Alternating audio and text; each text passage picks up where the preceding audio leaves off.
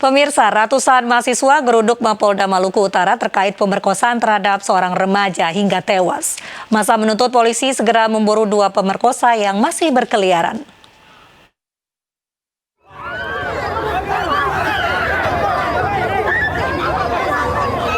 Aksi saling dorong antara ratusan mahasiswa dengan polisi terjadi di depan Mapolda Maluku Utara. Mereka memaksa masuk untuk menemui Kapolda Maluku Utara Irjen Risyapudin Nursin untuk menyampaikan aspirasi dan tuntutan secara langsung. Massa mendesak polisi untuk segera menyelesaikan proses hukum pelaku pemerkosaan terhadap seorang remaja yang akhirnya meninggal. Polisi telah menangkap dan menetapkan 4 tersangka dalam kasus ini, sementara 2 pelaku lainnya diduga masih buron.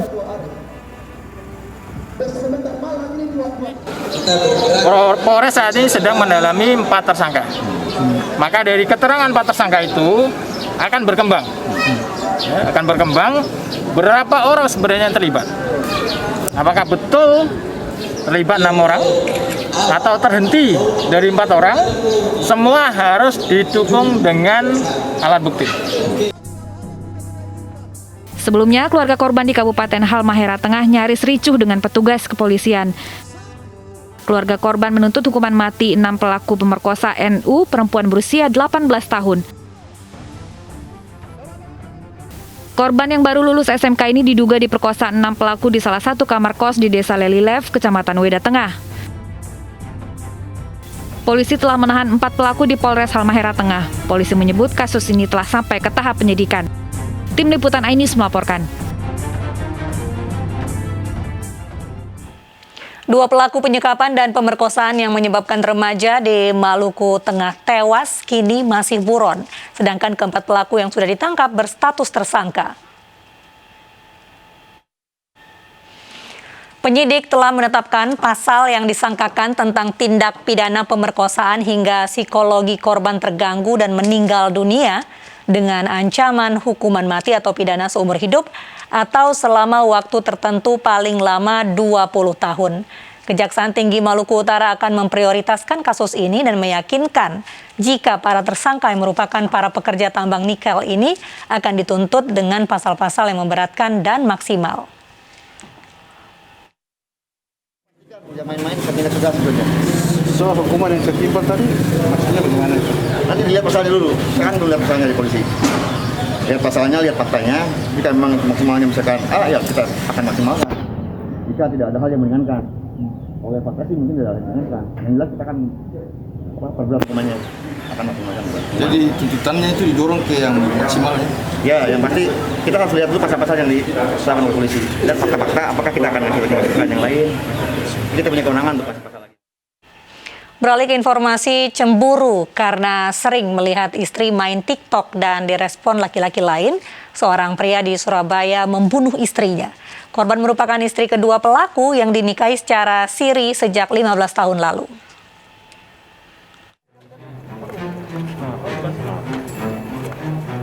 Setelah sempat kabur dan bersembunyi di kampungnya Bagor, Nganjuk, IA ditangkap tim Jatan Ras Polrestabes Surabaya.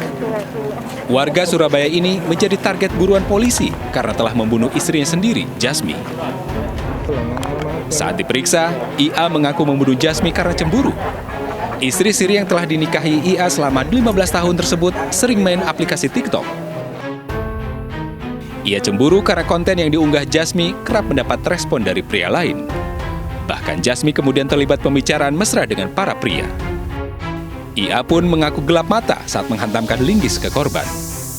Sambil menangis, IA merasa menyesal telah menghabisi istrinya sendiri. Perbuatan ini karena kecemburuan sesuai keterangan yang diberikan. Korban mengalami luka pada kepala 2 pukulan pada punggung, serta luka pada muka yang mengakibatkan meninggal dunia. Oh, tapi istrimu biasanya main apa, Pak? Biasanya TikTok. Sudah berapa lama itu? Sudah lama. Sendiri nggak istrinya selingkuh, Pak? Saya tahu dari WA itu. Kalau WA. Kejadian tidak ada, cocokkan itu tidak ada. Atas perbuatannya, IA bakal dijerat dengan pasal terkait kekerasan yang menghilangkan nyawa korban dengan ancaman 15 tahun penjara. Dari Surabaya, Jawa Timur, Nur Syafei, iNews melaporkan. Misteri mayat wanita dalam karung di Pagar Alam, Sumatera Selatan akhirnya terungkap. Polisi menangkap pembunuh yang merupakan suami siri korban.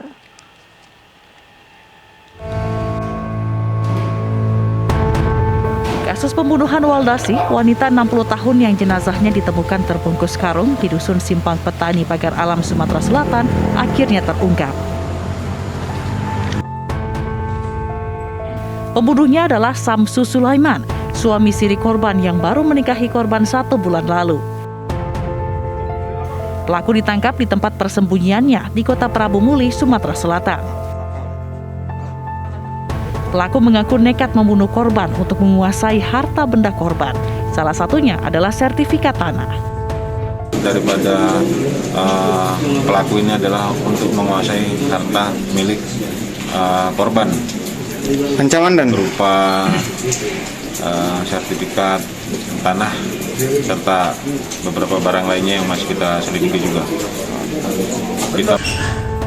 Pelaku akan dijerat pasal 340 KUHP Jungto 338 dengan ancaman maksimal hukuman mati atau 20 tahun penjara. Jenazah Waldasi, wanita 60 tahun warga Dusun Simpang Petani, Pagar Alam, Sumatera Selatan ditemukan hari Minggu kemarin. Selain tangan dan kaki terikat, jenazah juga terbungkus karung. Kondisinya sudah mulai membusuk dan diperkirakan sudah dibuang sekitar seminggu lalu. Jenazah kemudian dievakuasi ke Rumah Sakit Umum Daerah Basemah Pagar Alam untuk otopsi. Dari Pagar Alam, Sumatera Selatan, Yudi Faifman, iNews melaporkan. Seorang anak di Dusun 3 Sitorang, Nabolon, Samosir, Sumatera Utara tega menganiaya ayah dan ibu kandungnya. Ayah kandung pelaku tewas sementara ibunya terluka parah.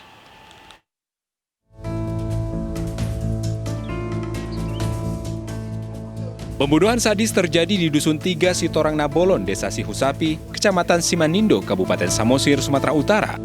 Seorang anak tega memenggal leher ayahnya dan menganiaya ibu kandungnya sendiri hingga kritis. Menurut keterangan kepala desa, pelaku sudah 4 tahun mengalami gangguan jiwa. Pelaku juga pernah dipasung oleh kedua orang tuanya akibat sering mengamuk dan mengganggu warga lain. Yang kami tahu, masyarakat, terutama pemerintah desa, dia kelakuannya baik, tapi dia sudah terdaftar di desa dan di Puskesmas Simarmata bahwa dia ODGJ. ODGJ Pak? Iya, ODGJ, dan dia selama saya menjabat, dia mengkonsumsi obat. Saat ini, ibu kandung pelaku masih dirawat di Rumah Sakit Umum Hardriano Sinaga. Sementara pelaku telah diamankan di Rumah Tahanan Polres Samosir, Sumatera Utara. Dari Kabupaten Samosir, Sumatera Utara, Junjungan Marpaung, iNews melaporkan. Kapolsek diduga memperkosa anak tersangka. Selengkapnya kami hadirkan di iNews Malam sesaat lagi.